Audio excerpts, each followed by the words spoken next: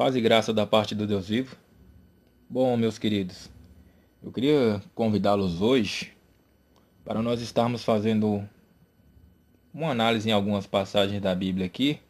E o tema ao qual eu tenho como foco para nós seria na porta, mas fora do caminho, ou no caminho, mas fora da porta. Antes de nós começarmos, eu queria deixar alguns pontos aqui em questão. Meu nome é Leonardo. Eu faço parte da Igreja Batista Missionária. E para deixar bem claro de início, eu não sou pastor, não sou obreiro, diácono. Eu não tenho nenhum cargo de liderança na igreja a qual eu faço parte. Sou um membro do corpo de Cristo. E o único intuito aqui com esses áudios que eu estarei postando, já tem um outro que eu postei anteriormente. O único intuito é que nós possamos estar refletindo acerca de alguns temas que eu estarei colocando aqui. Eu espero que seja de proveito, que você possa estar analisando tudo aquilo que for dito. É mais no cunho de estudo mesmo, né? Que vocês possam estar analisando aí um tema que nós estaremos abordando. Antes de nós começarmos, vamos fazer uma breve oração. Querido Deus e eterno Pai, pedimos a Ti que o Senhor esteja nos dando entendimento, conhecimento e compreensão de todas as coisas que são oriundas de Ti. Esvazia-nos de nós mesmos, Deus, e nos amplia do conhecimento sobre quem o Senhor é e o que o Senhor faz. Perdoa-nos de todos os nossos pecados e nos conforma à imagem e semelhança do Teu Filho Jesus. Amém. E graças a Deus. Bom, meus queridos, vamos lá no Evangelho de João, capítulo 14, versículo 6. Eu vou estar lendo aqui na minha Bíblia, que é na tradução da linguagem dos dias de hoje. João 14, 6. Jesus respondeu: Eu sou o caminho, a verdade e a vida. Ninguém pode chegar ao Pai a não ser por mim. Jesus Cristo disse isso aqui no Evangelho de João, que ele é o único caminho. Não há outro meio ao qual nós poderemos estar chegando até Deus, a não ser Ele mesmo. Eu sou o caminho, a verdade, a vida. Então não existe outros meios ao qual nós poderemos estar chegando até Deus. E isso a maioria de nós já temos conhecimento e sabemos muito bem. Então agora nós vamos lá em mesmo Evangelho de João, no capítulo 8, no versículo 12, que vai estar dizendo assim: De novo Jesus começou a falar com eles e disse: Eu sou a luz do mundo. Quem me segue nunca andará na escuridão, mas terá a luz da vida. Isso também é uma coisa que todos nós sabemos, isso é muito dito nas igrejas evangélicas e em outras igrejas de outras religiões também, que professam outras confissões de fé. Então são dois pilares que nós sabemos. Jesus é o caminho, a verdade e a vida, e Ele é a luz do mundo, a luz que Deus enviou para poder abrir os nossos horizontes, para conhecermos quem Deus é e o que Ele faz. Isso é claro para nós. Nós temos ali ainda em Mateus, capítulo 7, versículo 13, um outro texto que é muito conhecido, é muito difundido, pregado em vários lugares. E ele vai estar falando sobre os dois caminhos. Entrem pela porta estreita, porque a porta larga e o caminho fácil levam para o inferno, e há muitas pessoas que andam por esse caminho. A porta estreita e o caminho difícil levam para a vida, e poucas pessoas se encontram neste caminho. E é daqui que nós vamos começar a ter um entendimento. Existem dois caminhos. Isso é um fácil e um caminho difícil. Um caminho com uma porta ampla e uma estrada fácil de se caminhar, e um caminho com uma porta estreita e difícil de se caminhar. Mas o que eu acho mais interessante nessa parte aqui dessa passagem que nós lemos é quando Jesus fala que poucas pessoas encontram-se nesse caminho, que é algo diferente do que a gente entende hoje. É algo diferente que as igrejas hoje elas dizem.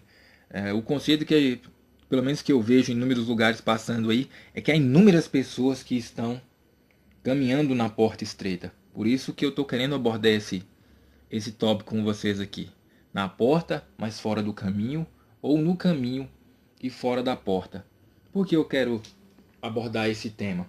Porque eu vejo hoje, com o avanço, né, do cristianismo contemporâneo, né, no século XXI, que está sendo uma explosão grandiosa, né, do evangelicalismo, né, ele está crescendo expansivelmente, expressivelmente, e aí tem surgido inúmeras coisas, inúmeras manifestações, inúmeras interpretações, unções e coisas similares, e a gente começa a ver um distanciamento do cristianismo, poderíamos dizer assim, um cristianismo puro e simples, o cristianismo do início do século, dos pais da igreja e coisas do gênero. E aí quando eu começo a fazer esse tipo de análise, eu vejo que há muitas pessoas que elas estão nessa situação. Elas estão até na porta, mas fora do caminho. Ou elas estão no caminho e fora da porta. O que seria a pessoa estar na porta, mas fora no caminho? Inúmeras são as pessoas que a gente param para poder conversar hoje, e a gente vai falar de Deus e de Jesus, e a pessoa ela vai expressar um conhecimento, ou ela vai dizer que ama a Deus, que reconhece o sacrifício de Jesus e coisas dos gêneros. Mas quando nós vamos analisar o tipo de vida que a pessoa leva, não condiz com o que ela fala que conhece a Deus e sabe quem Jesus é. E ainda há aquele outro tipo de pessoa que ela não, vamos se dizer assim, não é que ela seja ateu, mas existe também pessoas que são ateu. Ela leva uma vida moralmente correta. Ela está no caminho, mas ela não está na porta, porque ela não dá muito crédito para Deus e nem para Jesus. Não é uma pessoa que tem uma religiosidade, se nós poderíamos dizer assim. Ela trabalha em cima de uma ética e de uma moral. É uma pessoa moralmente correta e tem uma ética também muito bem apurada. Então hoje a gente tem esses dois tipos de pessoas. Poderíamos dizer uma que é religiosa e a outra que é filosófica ou sociológica, seria mais ou menos para a gente poder ter um conceito. É uma pessoa que acredita em Deus, mas não vive de acordo com os preceitos de Deus, e uma pessoa que não dá muito crédito para quem Deus é e o que Deus faz. Ela acha que Deus não influencia muita coisa na vida dela, talvez até acha que Deus existe, mas isso ela deixa de lado. A única preocupação que ela tem é de fazer boas obras, de ser uma pessoa boa, que sendo uma pessoa boa, ela vai atrair coisas boas para ela. Seria algo mais ou menos nessa linha. E olhando para o contexto geral da igreja hoje, nós estamos vendo esse tipo de situação. E eu paro para perguntar o porquê a gente está vendo essas coisas. Por que nós estamos vendo as pessoas buscando mais a religiosidade ou buscando mais a moralidade e as coisas não estão fluindo do jeito que a gente esperava que fluísse? Principalmente na igreja, né? Será porque, principalmente dentro da igreja hoje, acho que dentro da igreja há muito mais do que fora. Dentro das igrejas hoje eu vejo que há muito isso, pessoas que estão no caminho e fora da porta, ou na porta e fora do caminho. Isso se dá um fato de nós vermos hoje as igrejas elas empesteadas, né, de pecado. Eu concordo aqui com Mateus 7 que poucas pessoas se encontram no caminho da vida. A gente vê muito nas igrejas hoje adultério, fornicação, imoralidade, misticismo, idolatria e coisas do gênero. Mas o porquê? Por que as pessoas elas não estão mesmo no caminho e na porta, ou na porta e no caminho? Porque elas não estão verdadeiramente alicerçadas, vamos dizer assim, em Deus e em Jesus Cristo. Eu chego a uma única conclusão, que é o que nós vemos hoje as igrejas, que elas estão andando de mãos dadas com o mundo. A igreja ela já se misturou hoje tanto com o mundo que às vezes a gente não consegue muito diferenciar o que é da igreja e o que é do mundo, e o mundo também está se misturando tanto com a igreja que a gente não consegue mais diferenciar o que é do mundo e o que é da igreja. Lá em 2 Coríntios 5:17, nós temos um texto que diz assim: quem está no mundo, na realidade, 2 Coríntios 5:17, Quem está unido com Cristo é uma nova criatura.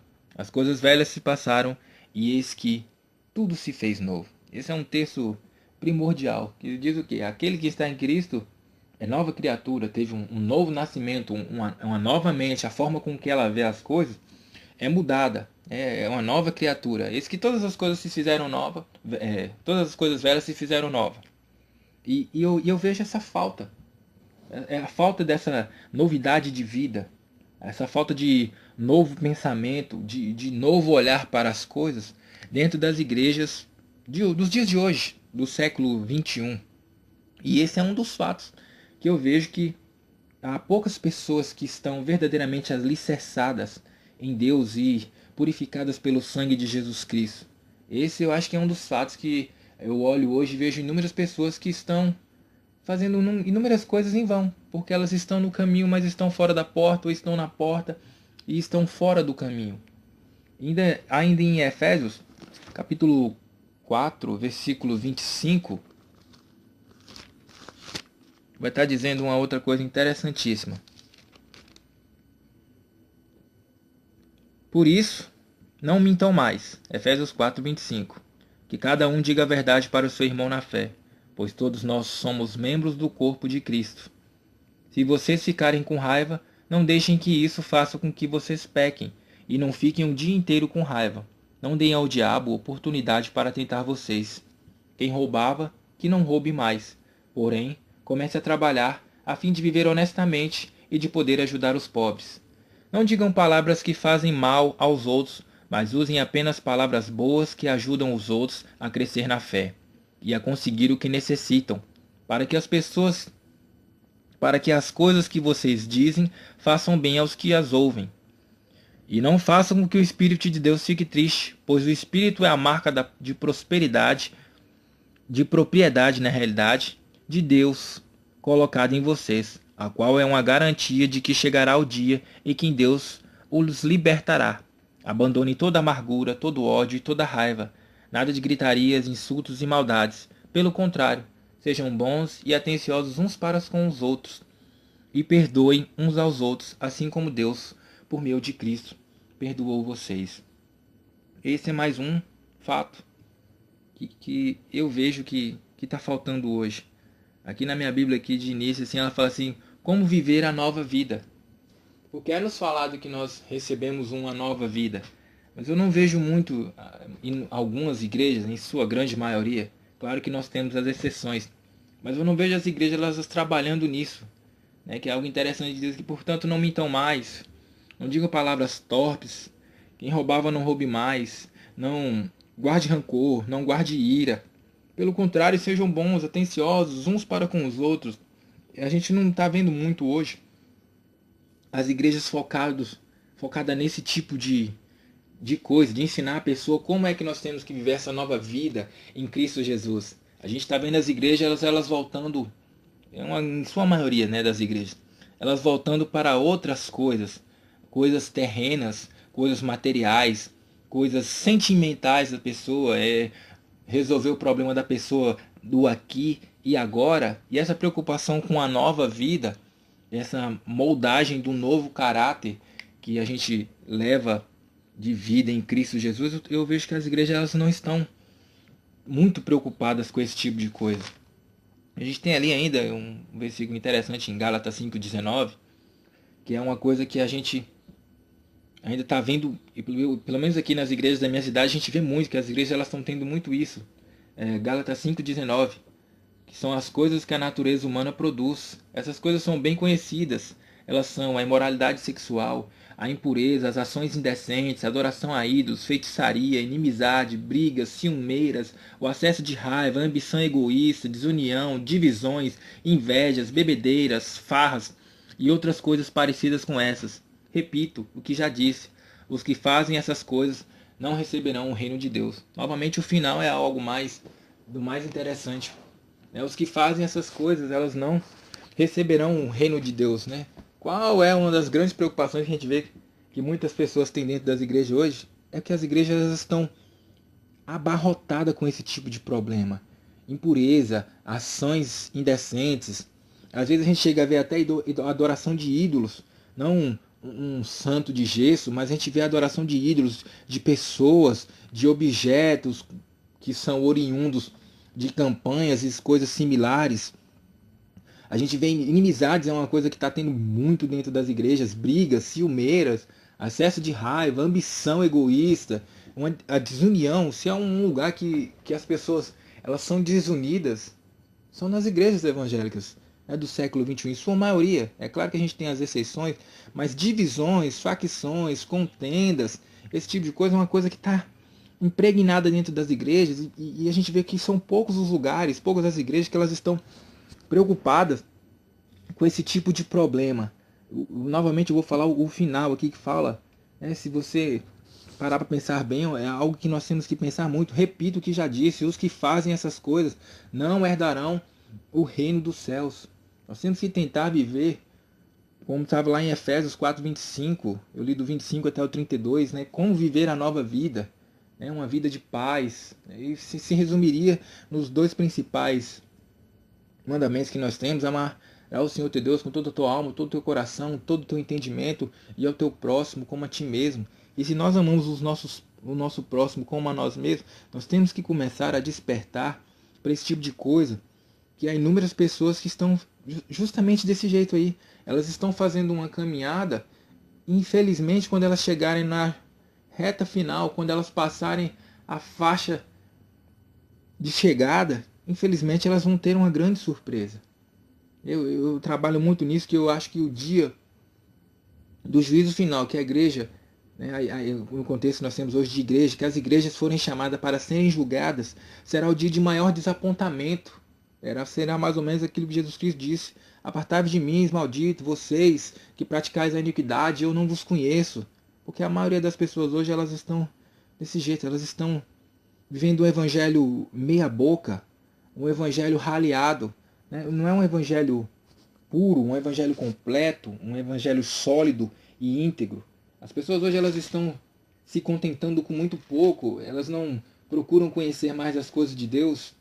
Elas vão ali, o que elas querem mesmo é só ir para o culto, ouvir ali, dizer amém, amém, amém, um aleluia, um glória a Deus, e tudo já está tudo muito certo, estava tudo muito bom. Agora é só esperar, porque nós já somos salvos. E é quase que um tipo de catolicismo novo, né? A gente para analisar desse jeito. Vamos dar uma olhada ali em Romanos 12, versículo 2, e vai dizer: não vivam como vivam as pessoas desse mundo, mas deixem que Deus os transforme por meio de uma completa mudança da mente de vocês. E esse 12 ele é um versículo que eu acho muito interessante, e depois ele, lá mais na frente, lá ele vai estar tratando da questão de que os não-judeus falam mal dos judeus por conta das nossas atitudes. Então nós temos que ter essa preocupação, né? Você é uma pessoa que quer ter plena convicção de que você está na porta e você está verdadeiramente no caminho. É muito simples. Não viva como vivem as pessoas desse mundo. Mostre que você é uma nova criatura, que você teve um novo nascimento. Aprenda como viver a nova vida. Essa vida que você diz que vive em Cristo Jesus.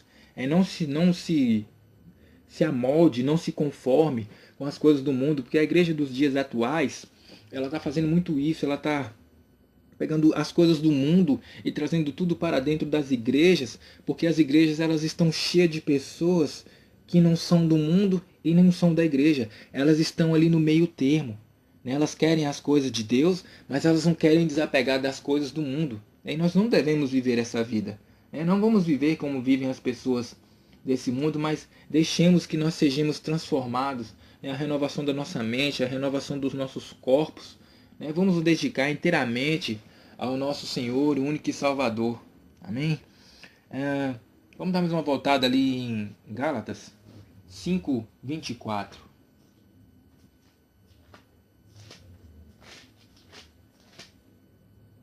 Gálatas 5:24. As pessoas que pertencem a Cristo, né? Como que são essas pessoas? As pessoas que pertencem a Cristo Jesus crucificaram a natureza humana delas, junto com todas as paixões e desejos dessa natureza. Então, como são as pessoas que verdadeiramente, como nós vamos ter certeza que uma pessoa verdadeiramente pertence a Cristo, que ela está realmente na porta, que ela está verdadeiramente no caminho? É muito simples. A pessoa que pertence a Cristo, ela crucificou a sua natureza humana, os seus desejos, as suas vontades. É mais ou menos aquilo que Paulo disse, né? Agora não vivo eu, mas Cristo vive em mim. Os desejos que eu tinha na carne, eu não tenho mais esses desejos. Os meus desejos agora são desejos mais elevados, desejos mais puros. As coisas do mundo, para mim, elas não são interessantes. Mas eu me preocupo com as coisas que são do alto. As pessoas que pertencem a Cristo Jesus crucificaram a natureza humana delas, junto com todas as paixões e desejos dessa natureza. E não é o que nós estamos vendo hoje.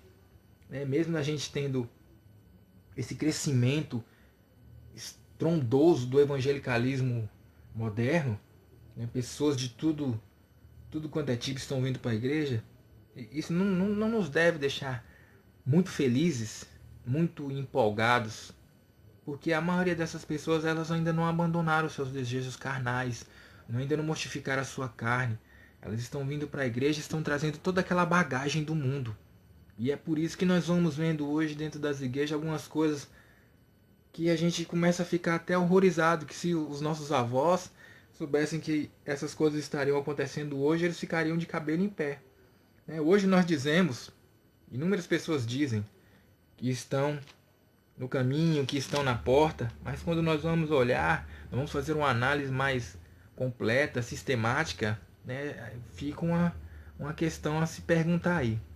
Lá em Gálatas 5,16, diz assim: quero dizer a vocês, vou repetir, quero dizer a vocês o seguinte: deixem que o Espírito de Deus dirija a vida de vocês e não obedeçam os desejos da natureza humana. Você quer verdadeiramente estar entregue, quer verdadeiramente viver no caminho, quer verdadeiramente viver na porta? É muito simples. Deixe que o Espírito de Deus dirija a vida, não é só a mente, não, é a vida inteira de vocês, e não obedeçam aos desejos da sua natureza humana, da sua natureza carnal. Como eu disse antes, hoje é comum nós dizermos que nós estamos mesmo salvos, que nós somos isso, que nós somos aquilo outro, que Deus nos alcançou e coisa do tipo, A igreja do dia de hoje, ela tem essa mente de estar nesse mesmo patamar. Mas quando a gente vai fazer uma olhada geral, tanto na igreja e em inúmeros cristãos que estão dentro de inúmeras igrejas ao redor do mundo, o que nós vemos? Nós vemos que a maioria dessas pessoas, dessas igrejas, estão andando ali lado a lado com o mundo, de mãos dadas. E como nós podemos ver isso? É muito simples. Nós já tivemos aí, nos últimos anos, igrejas fazendo arraiais, carnavais. Nós temos hoje aí um ritmo que está crescendo no evangelicalismo moderno, que seria o funk gospel, o sertanejo gospel. Nós temos dentro das igrejas hoje velas ungidas, rosa de não sei o que.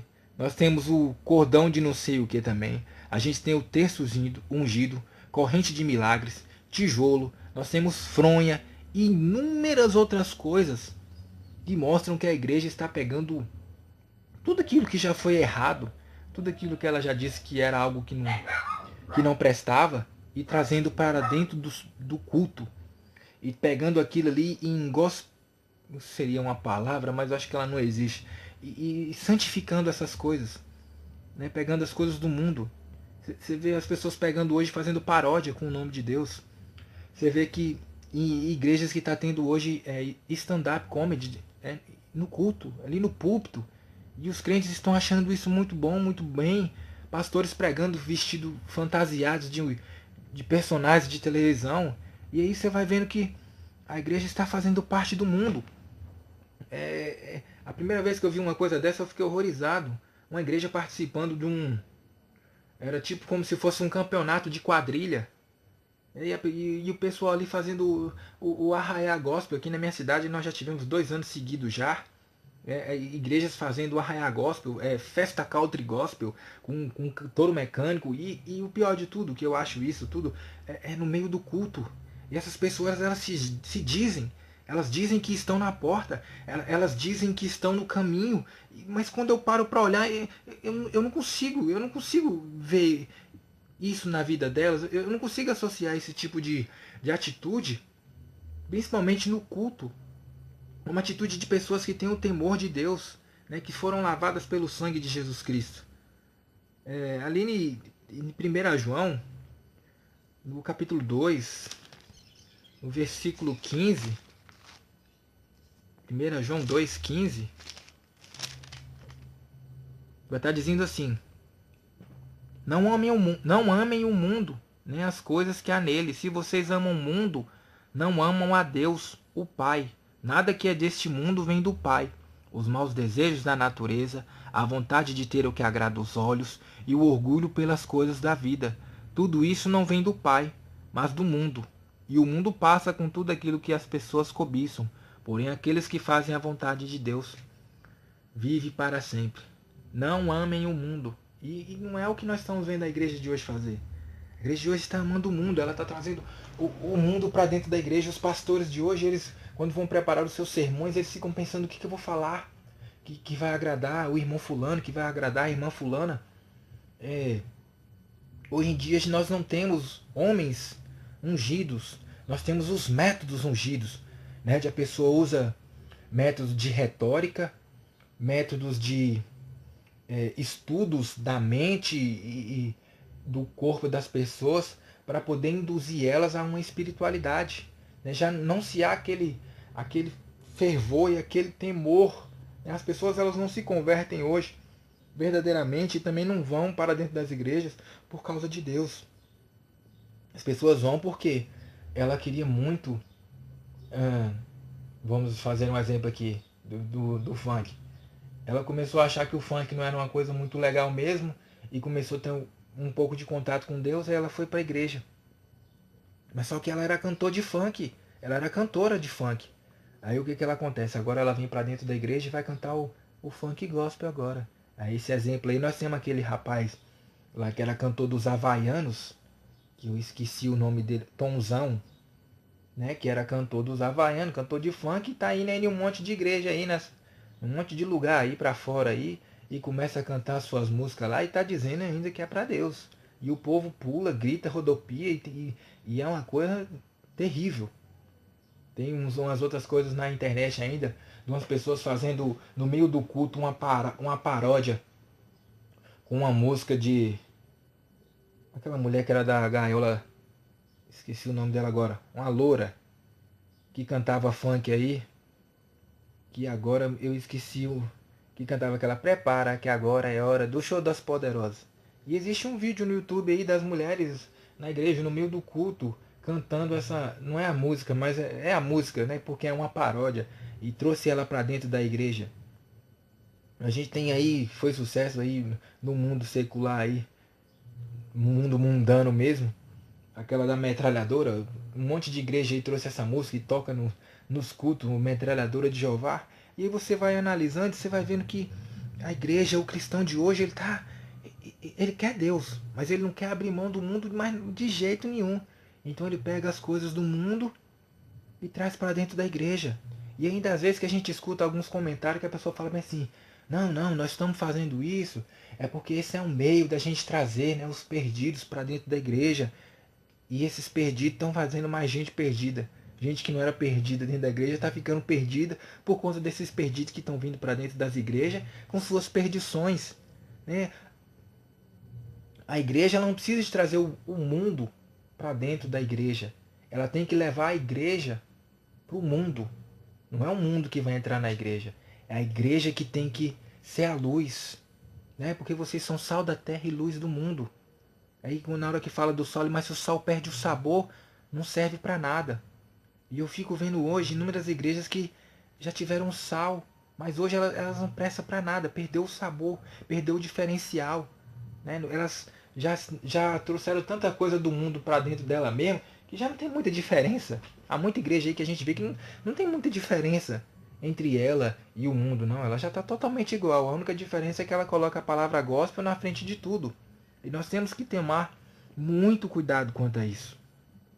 Ainda em 1 João, ali no 3, no versículo 1, a gente tem: vejam como é grande o amor do Pai por nós. O seu amor é tão grande que somos chamados de filhos de Deus e somos de fato seus filhos. É por isso que o mundo não nos conhece, pois não conheceu a Deus. Quão maravilhoso seria! Quão maravilhoso seria se o mundo não nos conhecesse. Se nós fôssemos peregrinos e estrangeiros para o mundo.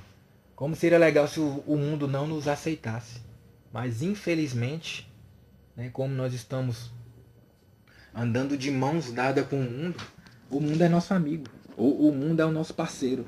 Nós temos portas abertas para tudo quanto é aquilo do mundo. Né? O mundo nos recebe de braços abertos. E ainda quando nós vamos visitar ele, ainda coloca um bolinho lá com refrigerante para nos receber. Nós somos uma visita querida do mundo. E o interessante seria se nós fôssemos desconhecidos para o mundo. Não desconhecidos no sentido de desconhecido, mas se nós fôssemos novidade para o mundo. Se nós trouxéssemos coisas diferentes para o mundo, isso seria maravilhoso. Mas infelizmente não é o que nós vemos hoje. E por que tudo isso que eu falei até aqui agora? Por que será que essas coisas acontecem? Por que a igreja dos dias de hoje ela está se apostatando da fé? Porque as pessoas, os cristãos, a gente tem pessoas que são até boas, elas estão entrando nesse tipo de coisa. É muito simples. Ela está lá em Mateus 22, 29 e Oséias 4, 6. Mateus 22, 29, errais em não conhecer as escrituras, nem o poder de Deus. E Oséias 4, 6, meu povo se perde, porque lhe falta o conhecimento. Eu tenho uma grande preocupação, e sempre que eu posso falar com alguém, eu falo justamente dessas duas passagens. Nós temos que procurar ter um conhecimento maior das coisas de Deus. Né? Nós temos hoje uma facilidade muito grande do acesso à palavra de Deus. Mas poucas são as pessoas que têm a preocupação de fazer uma leitura sistemática e contínua e diária das Escrituras. Hoje a gente aceita qualquer coisa. A gente chega ali, o cara ali fala ali e vai estar vendendo. Um pouco tempo atrás nós tivemos numa igreja aí, se eu não me engano é uma passagem de Jeremias, talvez eu esteja enganado, mas nós tivemos uma igreja aqui no Brasil e começou a vender vassoura, falando que Deus ia varrer toda a sujeira, e usou uma passagem da Bíblia. A gente tem pastores aí que usam algumas passagens para defender trízimo e outras loucuras aí, as pessoas acham isso normal. Né? Por quê? Porque não tem nenhum conhecimento das coisas de Deus, e aí é manipulada, é moldada de acordo com ao bel prazer desses líderes que são lobos vorazes. É muito triste a gente ver esse tipo de coisa, né? Quantas foram as pessoas que morreram para que nós pudéssemos ter acesso às escrituras, e as pessoas de hoje, com toda a facilidade que têm, elas não dão valor a isso. Nós temos ali a partir do capítulo 8 de Atos, vai estar ali contando ali a história de Saulo de Tarso, que depois se torna Paulo. E até antes daquele momento ali dele, naquela passagem que todos nós conhecemos na história na estrada, na realidade, na estrada de Damasco, ele estava nessa situação que nós estamos querendo abordar aqui. Ele estava no caminho. Ele era fariseu. Ele estava no caminho, tinha todo um criterialismo de seguir a lei e métodos disso, métodos daquilo. Né? Ele tinha toda uma religiosidade, mas só isso não era o suficiente. Né? Paulo estava no caminho, mas ele estava fora da porta. E depois daquele encontro dele ali com Jesus, ele adentrou pela porta e continuou firmemente no caminho, tendo sempre em mente aquele que é a porta. E é justamente isso que nós temos que viver e nós temos que seguir. É um exemplo muito interessante esse de Saulo. Né? Talvez você que me ouve, né? Talvez você seja igual a esse homem. Talvez você está no caminho, mas você ainda não adentrou. Você ainda não está olhando para aquele que é a porta, que é a luz, que é o caminho. Né? E nesse momento eu quero te convidar a fazer uma análise na sua vida, fazer uma análise do contexto geral ao que nós vivemos hoje, né? Para que nós possamos nos despertar. Né? Deus está à procura de pessoas que ajudem as outras, porque o momento que nós vivemos é um momento de verdadeiras trevas. Né? Inúmeras pessoas estão sendo enganadas. Nós ainda temos ali a história de Saul, que estava em uma situação meio parecida com a que nós estamos dizendo ali. Se eu não me engano, isso aí vai estar ali em 1 Samuel capítulo 15, provavelmente ali do 1 ao 35, se eu não estiver enganado. mas é uma história que todo mundo conhece, mas nós vamos abrir aqui só para a gente poder... acho que é 1 Samuel 15. Deixa eu abrir aqui só para poder ficar mais claro. 1 Samuel 15. É aquela parte que vai estar narrando a história de Saul na guerra dele contra os Amalequitas. Então, Saul, ele recebe uma ordem de Deus e ele tinha que destruir os Amalequitas e tudo. Ele tinha que destruir tudo. Ele não era para ele ficar com nada. Essa foi uma ordem direta dada de Deus e por intermédio de Samuel. Só que Saul, ele vai contra a palavra de Deus. E aí ele pega algumas coisas e ainda deixa o rei Amalequita vivo. E ali acontece algumas coisas entre ele e Samuel. Samuel chega e repreende ele. E o que eu quero usar nessa história aqui? Depois vocês pegam a passagem e leiam, vai estar em 1 Samuel 15, do 1 ao 35. Há inúmeras pessoas hoje que elas estão em igual situação.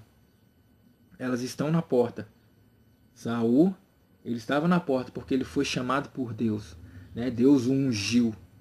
Então ele virou rei através da ordenança de Deus. Ele tinha entrado pela porta, que agora não era Jesus. Aqui no Velho Testamento a gente tô tratando de Deus. E Saul estava na porta, mas infelizmente ele não estava no caminho, porque Deus deu uma direção para ele. E ele começou a colocar os seus interesses. E ele começou, se você fizer uma análise maior, você vai ver que ele começou a pegar, como nós dissemos aqui, as coisas de Deus e moldando na sua mão ao seu bel prazer. Ele fez o que Deus mandou só até determinado ponto. Na hora que chegou ali, ele viu que ele podia tirar um proveito, ele foi e modificou, né, a ordenança de Deus. Então hoje também há inúmeras pessoas que são protótipos de Saul, que eles entraram pela porta, talvez eles estejam na porta, eles estão olhando para Deus, eles estão olhando para Jesus, mas no meio da caminhada ali, eles começam a pegar atalhos e usar subterfúgios e começam a desviar do caminho. Eles mudam o caminho, mas não tiram o foco da porta. Há inúmeras igrejas, há inúmeras seitas, há inúmeras heresias que são a semelhança dessa passagem que eu estou tratando aqui. E isso é algo que nós temos que estar olhando e estando bem atento. A gente ainda teve aqui, só para poder fechar, para tornar a coisa um pouco mais complexa, nós temos a história de Adão e Eva. E só que eles são um caso à parte. Eles estavam na porta e estavam no caminho. Na realidade, eles foram gerados, eles foram criados e começaram a existir na porta e no caminho. Mas em um dado momento, eles iam ainda assim estando nos dois, em um dado momento os seus desejos, as suas vontades, as suas concupiscências e coisas do gênero os tiraram do foco, os tiraram do caminho, quebraram a aliança. E nós temos que tomar cuidado, porque talvez a gente tenha em nós mesmos o hábito de querer apontar só para o outro. Ó, fulano tá na porta, mas está fora do caminho. E eu conheço o Beltrano que está no caminho e está fora na porta. Mas eu não. Eu estou no caminho e eu estou na porta. Mas Adão e Eva é um exemplo para todos nós. Nós temos que permanecer fiel. Está escrito lá em Apocalipse: ser fiel até a morte e dar-te-ei a coroa da vida. Se você, meu querido, você chegou até aqui, você está ouvindo até agora, e você fez uma análise, chegou à conclusão que você está no caminho, você está na porta, a única coisa que eu tenho para te dizer é justamente isso: ser fiel até a morte.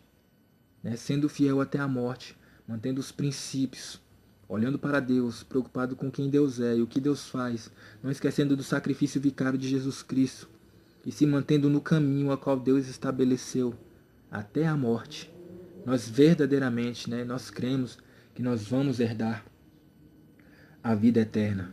Para finalizar, queria deixar só aquele lembrete que Jesus Cristo disse, que nós temos que estar orando e vigiando a todo tempo.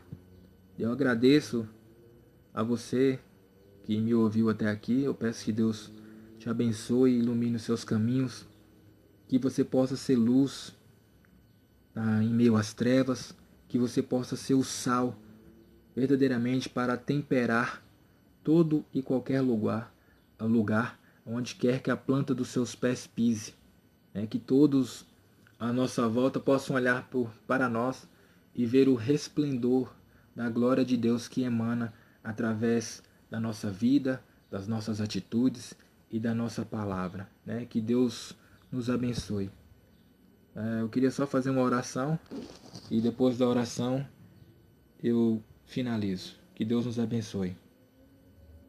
Ó Deus, glorioso e eterno Pai, pedimos a Ti, Senhor, que o Senhor abra as nossas mentes, Deus. Que o Senhor permita que nós venhamos entender aquilo que nós não entendemos. Senhor, nos perdoe se por um acaso nós estamos andando na porta, nós estamos andando no caminho, na realidade, Deus, e estamos fora da porta. Perdoe-nos, Deus, se nós estamos na porta e fora do caminho, Senhor. Só o Senhor pode nos direcionar. Neste momento nós queremos entregar a nossa vida, o nosso ser, a nossa mente, inteiramente a Ti, Senhor. Perdoa os nossos pecados, nos quebranta, nos dá convicção, Senhor, nos dá arrependimento. Deus, nos molde segundo os parâmetros da Tua palavra, Senhor. Dá-nos fome e sede de justiça. Leva-nos, Senhor, aos perdidos, que a nossa vida pode ser um espelho e reflexo daquele que foi, que é e que sempre será o único e verdadeiro Salvador dessa terra, Deus. Senhor, aviva em nossos corações o Teu poder, a Tua vontade, Senhor, a Tua magnificência. E quebranta-nos, Senhor, nos molda a imagem e semelhança do Teu Filho Jesus Cristo. Por isso e muito mais nós Te louvamos, glorificamos e agradecemos, porque só o Senhor é digno de toda a honra e toda a glória, não só hoje, mas para todo sempre. Amém. E graças a Deus.